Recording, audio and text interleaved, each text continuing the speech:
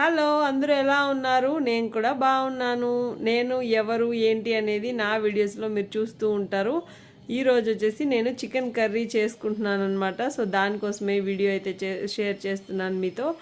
సింపుల్గా ఇంట్లోనే ఉన్న ఇంగ్రీడియంట్స్తో హడావుడి లేకుండా ఎలాగ చికెన్ కర్రీ చేసుకుంటానో చూస్తారు.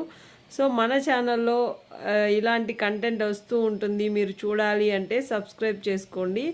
సో ఇది వచ్చేసి ఆవ నూనెతో చేస్తున్నాను నేను. సో చాలామందికి ఈ ఆయిల్ పడదనమాట. సో ఏదో ఒక స్మెల్ లాగా వస్తూ ఉంటుంది, కానీ తినగ తినగ చాలా బాగుందన్నమాట. నేనైతే ఫ్యాన్ అయిపోయాను. సో చికెన్ కర్రీకి అయితే చాలా బాగుంటుంది. మీరు మీ ఇంట్లో తెచ్చుకున్నప్పుడు ఒకసారి ట్రై చేయండి చికెన్ కర్రీలోకి. మీరే అంటారు భలే ఉంది అని చెప్పి. సో ఇక్కడ వచ్చేసి నేను అల్లం వెల్లుల్లి పేస్ట్ అలాగే కొబ్బరి అంతా కలిపి మిక్సీకి పట్టుకున్నాను అనమాట.